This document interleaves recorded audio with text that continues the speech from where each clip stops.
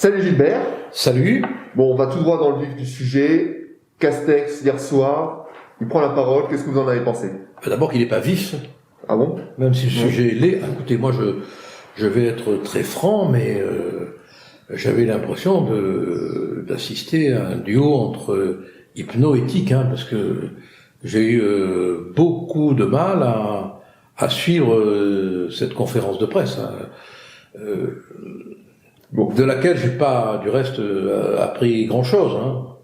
L'information principale, si on peut dire, c'est cette histoire de surveillance renforcée pour une vingtaine de départements. Alors, là, on peut quand même, si on fait un tout petit effort d'attention aux mots, parce que derrière la porte des mots, quand on l'ouvre, on voit plein de vérités. Pas pour rien que Lacan a dit que l'être humain est un par-l'être. Qu'est-ce que ça veut dire, cette surveillance renforcée sur 20 départements? Est-ce que cela veut dire que les autres départements de France ont une surveillance relative, flottante, incertaine? Non mais, rendez-vous compte de la portée de cette expression. 20 départements sont placés sous surveillance renforcée. Pour combien de temps? Pour une semaine. Pour une semaine, vous vous rendez compte? Est-ce que en une semaine de surveillance dite renforcée, les autorités de santé vont pouvoir découvrir ce qu'elles n'auraient pas déjà découvert? Non mais là, on se moque objectivement du monde, parce que s'il y a une surveillance, il faut espérer qu'elle est la même dans tous les départements. Parce que si réellement il existe des différences de surveillance dans les départements, c'est terriblement préoccupant et angoissant. C'est vrai qu'on a un peu du mal à comprendre concrètement à quoi correspond cette surveillance renforcée. C'est vrai que on sait pas trop. Donc finalement, pour l'instant, Mais non, c'est-à-dire que si vous voulez, c'est une formule qui permet de nous administrer le pré-anesthésique confinatoire. On gagne du temps, comme l'a dit Castex, on gagne du temps. Donc, pendant que l'on fait cette surveillance dite renforcée, on gagne un peu de temps pour arriver à ce qui sera inévitable, le confinement. Donc pour vous, c'est un plan de communication. Ah non, mais on n'est que dans la com. Écoutez, on n'est que dans la com. Quand on entend le Premier ministre dire que on n'aura pas les vaccins tout de suite parce qu'on dépend de l'Union européenne, dire qu'il est indispensable de vacciner tout le monde, nous donner un échelonnement des vaccinations qui quand même laisse perplexe dans le temps. Bon, quand on sait qu'il y a moins de 5% de la population qui est vaccinée et que on l'entend dire qu'on gagne du temps, mais on gagne du temps sur quoi? Sur le mécontentement des Français qui vont être confinés, sur la santé des Français. La réalité, c'est que M. Castex, M. Macron et tous les autres ont vu la présidentielle et qu'ils sont terrifiés à l'idée du mécontentement que ce confinement pourrait provoquer. Donc ils gagnent du temps, Qu'est-ce que vous pensez du pass sanitaire? C'est le sous-marin qui va amener le passeport vaccinal. Comme ils n'osent pas dire qu'il faut un passeport vaccinal, parce qu'on ne peut pas prétendre instaurer un passeport vaccinal quand moins de 5% de la population est vaccinée, alors on invente ce pass, comment il s'appelle Alors le pass sanitaire. Le pass sanitaire, voilà, qui va être le faux-nez du passeport vaccinal, qui, une fois qu'on aura installé le pass sanitaire, qu'on s'y sera bien habitué, qu'on entrera dans un restaurant, dans une salle dans un musée, dans une salle de théâtre, que si l'on a ce pass sanitaire, eh bien on aura instauré de fait, en ne pouvant pas vacciner tout le monde, le passeport vaccinal, qui aura un faux-nez qui sera le pass vaccinal. Mais est-ce que vous ne pensez pas que le gouvernement cherche à s'aligner un peu sur ce qui commence à être fait dans l'Union européenne? On sait que certains pays poussent pour qu'il y ait justement cette mais pour les mêmes raisons. Mais pour les mêmes raisons. Et pour les mêmes raisons. D'abord, on va mettre en place un système de surveillance de masse jamais égalé, quand même. Bon, alors, on peut le dire sans être complotiste, quoi. Alors peut-être que les informations recueillies iront dans le sens de la béatification démocratique, de la gentillesse policière, de l'émerveillement voyeur. Peut-être. Bon, mais on a quand même le droit de dire que ça va être un fantastique instrument de surveillance de masse. D'autant plus que récemment, il y a quand même des centaines de milliers de données des hôpitaux qui ont été piratées. Donc, même si c'est pas le gouvernement, le fait que de tels fichiers existent, on a vu que la sécurité là-dessus n'était tout pas... ça, vraiment. Mais alors, on est tiraillé entre l'envie de critiquer des mesures qui se moquent de nous et l'envie en même temps de faire corps, parce qu'on est dans une situation terriblement angoissante et dramatique, mais on a un grief fondamental, c'est que ils ne disent pas la vérité, ils ne parlent pas franchement. Quand vous pensez que le confinement est demandé à Paris par la maire pour 6 semaines ou 8 semaines, je crois. C'est 8 semaines. Pour 3 semaines. Pour 3 semaines. Là, on voit bien que c'est devenu un conflit politique. Oui. On s'en rend bien compte. Madame Hidalgo, cherche peut-être à tacler aussi le gouvernement. Oui, non, mais il n'y a pas de doute. Mais chacun, si vous voulez, dans son match politique, alors que quand même, c'est la santé des Français qui est en cause. Mais moi, je crois que on ne nous dit pas le vrai motif du recours possible au confinement. Le vrai motif, c'est la situation des hôpitaux. On a un univers hospitalier délabré. Dans le Parisien, il y a une interview dans laquelle il est dit que si un médecin manque à l'hôpital, c'est foutu. Vous vous rendez compte à quoi l'équilibre tient. Les lits de réa sont complètement saturés, on ne tient plus, dit l'assistance publique des hôpitaux de Marseille, on ne tient plus, on est en grande tension. Comment faire quand arrivent les accidentés de la route? Comment faire quand arrivent les besoins d'intervention chirurgicale, les urgences cardiologiques, etc. Bon, vous imaginez le médecin qui se dit mais je peux pas mettre en rien un accidenté de la route parce que j'ai pas de place. Non, mais le vrai problème il est là. Et ce qui est scandaleux, c'est qu'au lieu de dire on a loupé le traitement de l'hôpital, on a supprimé des lits, on n'aurait pas dû. Et M. Castex est directement concerné là. On n'aurait pas dû. À Nice, on a supprimé des lits de réa. Bon, et ainsi de suite. Et voilà. Alors donc, comme on n'a pas le moyen de soigner tout le monde, eh bien, on prend des mesures qui portent atteinte aux libertés, au bonheur, voilà, au bonheur. Oui, sur cette question de saturation des hôpitaux, on voit aussi en regardant les chiffres que tous les départements ne sont pas logés à la même enseigne. On voit qu'il y a des départements effectivement où les hôpitaux sont saturés et que d'autres où ce n'est pas du tout le cas. Est-ce que finalement le gouvernement n'a pas raison de mettre en place des mesures locales, des confinements locaux? Il aurait dû le faire dès le premier confinement. Déjà, il aurait évité des dégâts économiques et des délabrements psychiques. Mais il ne l'a pas fait. Parce qu'on a une administration qui est robotisée et qui est en guerre contre elle-même, ce qui est dramatique. Bon. Mais s'il fait du confinement intelligent, ce qui me paraît une bonne chose, dans la mesure où il vaut mieux confiner une région contaminée que de confiner une région qui ne l'est pas. Il doit faire la même chose pour les vaccins, c'est-à-dire les orienter vers les régions contaminées et ne pas les orienter en masse, pour le moment, vers les régions qui ne seraient pas contaminées. Mais là encore, combien de temps ça va mettre avant d'être opérationnel, tout ça? Mais je reviens en m'en excusant à mon idée de départ. On nous leurre. Comme on ne veut pas admettre, parce que ça serait insupportable pour l'opinion publique, comme on ne veut pas admettre qu'il y a une crise hospitalière. Alors on vous dit, mais on remercie les soignants, on remercie les médecins, il manquerait plus que ça qu'on les remercie pas. Bon, mais un remerciement n'a jamais fait un lit de réa. Bon, et pourtant la réalité hospitalière, elle est là. Si on avait les lits de réanimation, si on avait les espaces de soins suffisants, on ne serait pas terrifié à l'idée d'une montée en flèche de la pandémie avec ces variants. Parce que Monsieur Véran il est bien gentil, Monsieur Véran, quand il nous dit on maîtrise le virus, mais pas les variants. Mais il se moque de nous. C'est vrai qu'on a du mal à comprendre. On a du mal à comprendre, on est bien d'accord, le virus est un prolongement, le variant, pardon, est un prolongement du virus. Justement, tout à l'heure, vous parliez des vaccins. Qu'est-ce que vous avez pensé de l'intervention d'Alain Fischer? Je crois que jusqu'à présent, vous l'aimiez plutôt bien, Alain Fischer, le monsieur vaccin. Moi, jusqu'à présent, je l'avais trouvé plutôt franc, disant les choses comme elles sont, au point même de se faire un peu rabrouer.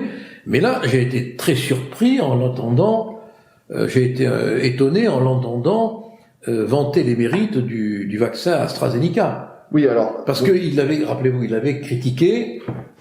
Tout à fait, donc il se plaint aujourd'hui que le vaccin AstraZeneca est mauvaise presse, mais le problème, donc, comme vous l'avez suggéré, c'est que c'est lui, qui, il y a quelques mois, expliquait que ce vaccin, en Moselle, effectivement, que ce vaccin était... oui, mais c'est là où il faut quand même faire un effort de réflexion pour arriver à comprendre, quoi. Est-ce que tous ces gens sont libres de dire ce qu'ils disent? Parce que non mais là sur cette affaire, on se pose la question. Moi, je me suis vraiment quand j'ai entendu Monsieur Fischer la première fois, je l'ai trouvé très scientifique, très objectif.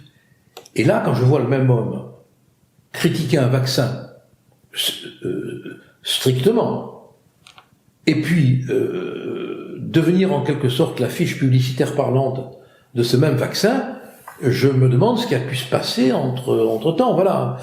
Lequel vaccin, du reste, ne sera pas livré comme les autres, dans les conditions idéales, optimales. Bon, voilà, on le sait. Ça reste du reste, qu'est-ce que l'a dit à la conférence de presse. Oui. On dépend de l'Union européenne, et comme l'Union européenne, c'est le grand foutoir aujourd'hui.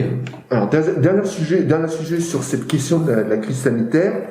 Alors, saviez-vous qu'au gouvernement, nous avions un ministre des prophéties? Oui, vous avez raison, c'est très sanitaire. Voilà. Mais c'est une autre santé quand il s'agit. Oui, là, on se pose un peu des questions quand même sur la santé. Je pense que vous voulez parler de Irma. Irma, voilà. Oui. Madame Marlène Irma Tchiappa. Ah oui. Voilà. Qui, je vous fais, c'est une prophétie, hein. Voilà. Ça n'engage que elle, mais selon elle, lorsque l'épidémie sera achevée, la France va plonger dans le chaos. Vous me direz, elle y est un peu déjà. Hein. Oui. Elle y est un peu déjà. Bon, alors, ça sera peut-être un chaos encore plus chaotique, mais quand on voit ce qui se passe dans les banlieues, quand on voit ce qui se passe dans les vaccins, quand on voit ce qui se passe dans la justice, quand on voit ce qui se passe un peu partout, on a quand même l'impression que le chaos est déjà là. Mais comme c'est une prophétie, il faut la respecter comme telle. Est-ce qu'un ministre peut se permettre d'avoir de tels propos, de telles prédictions alarmantes? Donc, elle emploie le mot chaos, le mot cataclysme. Non, mais là, plus loin, elle dit l'après-Covid va tourner au cataclysme. Oui. La faute aux gens qui vont se lâcher, les lâches. Ils vont se lâcher. C'est vrai qu'à l'heure actuelle, ils sont plutôt retenus. Oui. Ah bon, ils vont se lâcher, vous vous rendez compte? Et elle ajoute qu'il y aura des comas éthyliques, des viols, des violences en tout genre, des débordements permanents ou encore une prolifération des affrontements. Si elle a besoin du marc de café ou de la boule de cristal ou de la cartomancie pour annoncer des affrontements, c'est qu'elle ne regarde pas la télé. Oui. Parce que moi, les affrontements, j'ai pas besoin d'Irma pour savoir qu'ils vont avoir lieu, ils ont déjà lieu. Oui. Les comas éthyliques, ça, j'ai pas encore vu une épidémie de coma éthylique, non, mais c'est sûr que si on écoute souvent la télé, on risque fort d'y recourir. Hein. Alors effectivement, vous avez raison quand elle annonce des violences. Les violences, elles sont déjà là et aujourd'hui, cette semaine, ça a été très d'actualité. On a vu notamment dans l'Essonne ces jeunes, ces adolescents qui se battent et qui meurent dans des bagarres de bandes. Est-ce que selon vous, c'est un phénomène aujourd'hui qui connaît une ampleur particulière? Et sauf erreur de ma part, on a daté de 2009 un rapport des services de police qui nous informe de l'existence de ces bandes en très grand nombre en nombre beaucoup plus grand que ce que prétend Monsieur Darmanin. Donc ce n'est pas d'aujourd'hui qu'on est alerté, seulement depuis ce rapport, qu'est-ce qu'on a fait? Rien, et on a laissé cette violence armée maintenant s'installer. On est loin entre nous de la guerre des boutons. Là, c'est la guerre des tontons flingueurs. Et encore, bon, on est loin d'avoir au dialogue, c'est clair. Effectivement, il y a eu déjà 2 morts cette semaine. Vous parlez d'un rapport de 2009. Effectivement, il faut s'intéresser aux chiffres parce que récemment, Darmanin a dit donc qu'il y avait 74 bandes identifiées en France, dont 70 en région Île-de-France. Il y a quand même une question qui se pose. Le rapport que vous indiquez, en 2009, il indiquait 222 bandes sur l'ensemble du territoire français. Alors comment on fait pour passer de 222 bandes à 74 en une dizaine d'années? Est-ce que vous avez l'impression, vous, que c'est... Mais on a Madame Irma et on a Monsieur Oudinot. Oudinot, c'était un grand prestidigitateur, un grand magicien, qui faisait disparaître les choses. Voilà, Monsieur Darmanin, lui, il a le don de faire disparaître, quand il les touche du doigt, les statistiques qui le dérangent. C'est vrai on n'invente pas ça, je veux dire, bon, les amis ou les ennemis qui nous écoutent pourraient se dire, bon, ils font de la politique, ils racontent n'importe quoi, mais le rapport de 2009, on l'a pas inventé. Il existe, tout le monde peut le lire, et c'est un rapport émanant des services officiels de la police. De toute façon, même sans remonter au rapport de 2009, il y a quand même quelque chose qui interroge dans les propos de Darmanin, quand il dit qu'il y a 70 bandes dans la région de France et seulement 4 dans tout le reste de la France. Oui, c'est pas cohérent. Voilà, bon. Alors, la question, c'est pourquoi ces bandes? Pourquoi ces bandes? Bon. Alors, elles ont été étudiées, ces bandes. Pensez bien que les criminologues, depuis Sutherland, Szabo, se sont intéressés à ces phénomènes de bandes. Bon. Il y a plusieurs écoles. Il y a l'école qu'on pourrait dire crypto-marxiste, qui voit dans l'existence de ces bandes la conséquence de toutes les misères sociales, alors qu'on déverse des fortunes dans les banlieues pour les aider, et que cet argent ne produit malheureusement pas d'effet salutaire. Et puis il y a la théorie de la sous-culture de Sutherland et de l'association différentielle. Moi qui m'intéresse beaucoup, je fais simple à la sous-culture, c'est qu'à partir du moment où on appartient à un groupe, où il n'y a plus un discours structurant dominant, eh bien c'est la loi du groupe qui fait référence. Et l'association différentielle, c'est que on va vers des modèles négatifs. Quand vous pensez que le CV dans les banlieues, c'est d'avoir été condamné, quoi. Si vous avez une belle condamnation au casier, vous êtes plus respectable que si vous n'avez pas une belle condamnation. Bon, alors il nous faudrait des heures pour étudier toutes les causes de ce phénomène, mais on peut quand même dire que quand notre pays accepte depuis des années et des années et des années d'avoir des zones dites de non-droit, sans rien y changer, gouvernement après gouvernement, des territoires perdus de la République en République, sans rien y changer. Ces bandes agressives sont le fruit direct de ce laisser-faire. Moi, j'ai lu avec étonnement le témoignage d'un voisin du drame de l'Essonne. Et il dit, mais on leur laisse tout faire.